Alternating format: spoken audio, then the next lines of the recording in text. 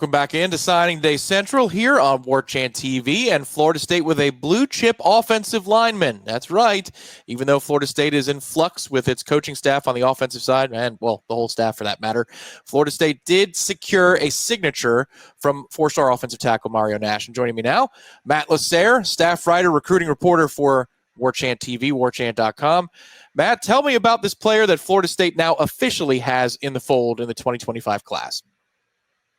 This is one, I mean, it kind of came about late, right? In general, he didn't commit until during the season this year after he came for a game. He was committed to Mississippi State for a long time there. As you can see with the RPM, the picks never really changed until the last second when he flipped to Florida State. And just, it's always been one that Florida State has kind of kept a relationship with. It was one we never were really sure where it was going to go. Because, again, it's always hard. Aslan, who used to live in Mississippi, will tell you it's always hard to keep Mississippi kids or take them out of Mississippi. And this is one they got from Mississippi State themselves. Maybe it helped that Mississippi State also wasn't having a great season. There's that. But, again, really good pickup. I mean, this offensive line class, while it shrunk, it's still looking fairly good. Yeah, Nash, again, it looks like he's got an athletic profile. It says on his huddle profile that he played some center as well earlier in his career.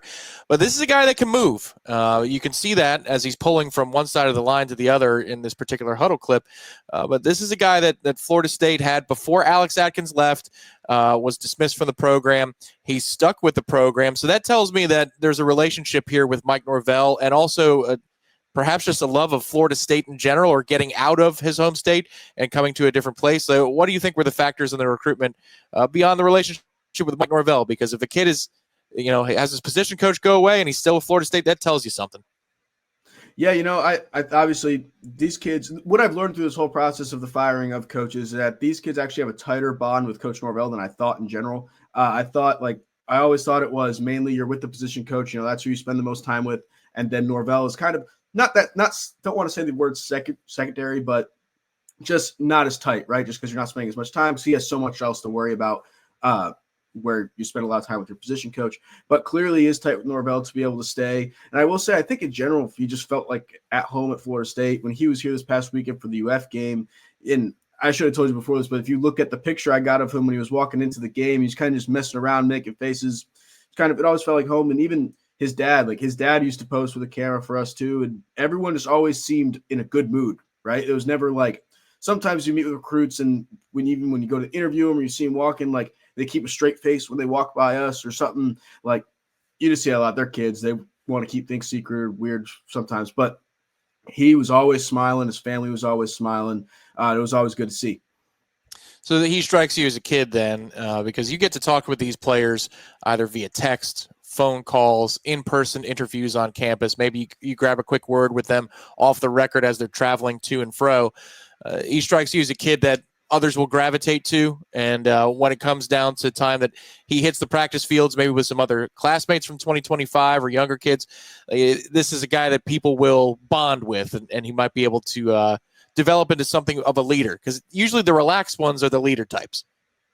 Yeah, 100%. I think so. You see that a lot. Even on the offensive line, like you don't want to say it now because the offensive line was so bad this past year, but like Darius kind of became a leader on that. And you never saw Darius like really get mad or anything, right? He was always laid back. So I kind of agree with you on that. He is someone who could probably fill that mold hopefully pretty quickly as we try to get this resurgence of the offensive line going. Okay, so Florida State obviously is going to be running a scheme that is similar to Mike Norvell's because he has tenets of Gus Malzahn's offense. Mike Norvell learned from Gus Malzahn in his time at Tulsa. And now Gus Malzahn will take the keys. He'll be running the offense. He'll be formulating everything from strategy, probably to even down to practice regimen, things like that. Just, Matt, it's been a couple of days, not a whole lot of time to hear about Gus Malzahn and his impact on the trail. Just have you heard anything? It doesn't even have to be from Mario Nash, but just if people are curious about the Malzahn impact or his activity level in his first few hours as Florida State's offensive coordinator, what have you heard? Yeah, something that I just think in general will be attractive to the offensive lineman, and I think you've heard this as well, is that Gus Malzahn wants to run. Yep. And obviously when you're an offensive lineman, that's exactly what you want to hear, because rushing yards is an offensive line stat as well. That's why when Mario wouldn't take a knee, he wanted to get 100 yards because the offensive line feel happy for your offensive line that your running back got 100 yards. And that's, again, the guy wants to an offensive lineman would want to block for someone like that. And in general, I've talked to one kid who talked to Gus since he's been hired at FSU, is Chaston Brown, who was a former UCF commit, 4-star offensive tackle as well from the 2025 class. And he's not signing today, so that one will be pushed back. He said not at all in the first or in the early signing period.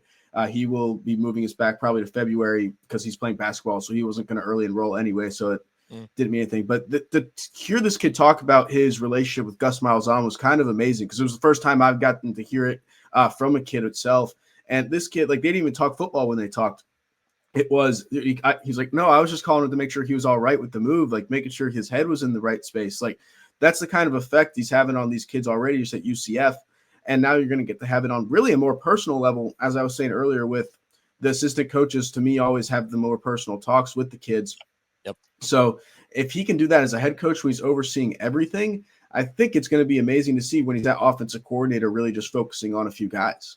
Yeah, that's a good point because, we all think about, he only has to focus on being an offensive coordinator and not a head coach, which means he can game plan and he can, scheme up whatever he wants to do week in, week out. But also on the recruiting trail, you are allowed to see the players a hell of a lot more as a coordinator. Now, you get down to specific position coaches, and they have the most interactions with players. But Gus will be able to hit the trail in a way he hasn't in 12, 15 years. So this is going to be a bit of a interesting development because when we get into spring camps and we get into the next cycle, 2026, you're going to see how active Gus Malzahn, former head coach, is hopping in the car, hopping on those charter planes. But, Matt, you make a good point when it comes to rushing offense because UCF, these are the stats we cited when we did a reaction video here on Warchant TV. In the last 3 years, UCF has been top 20 in the country in terms of yards per carry. So, doesn't matter the situation, they're top 20. This year, they're third in the country in terms of yards per rush. I love that stat because it's a blend of old school statistics, but then also a modern, hey, man, in all situations, are you successful? Gus Malzahn's reputation precedes him to Tallahassee. I would imagine that Florida State will be attracting more in the realm of offensive linemen, running backs in that 2026 cycle as well. I'm sure that's going to be something that's coming up with your work on Warchant TV as well, is reaching out to those kids and see their reaction once this early signing period closes. Yeah, even when it comes with the portal, to do a combined defensive coordinator and offensive coordinator thing, like the Nebraska running back or a Nebraska running back enter the portal. You had CJ Campbell, a former FSU running back who got an offer from FSU, enter the portal.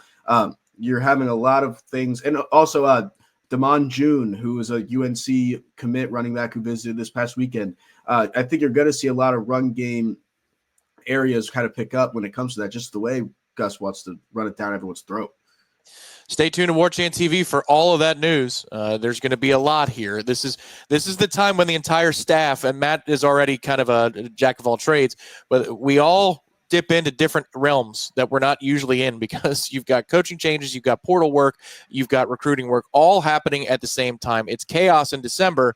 Florida State, unfortunately, doesn't have a bowl to prepare for, but there's plenty of work to be done. So keep it locked here on Warchant TV. Hit the like button underneath the video and subscribe to the channel. It's always free. Matt, thanks for your time.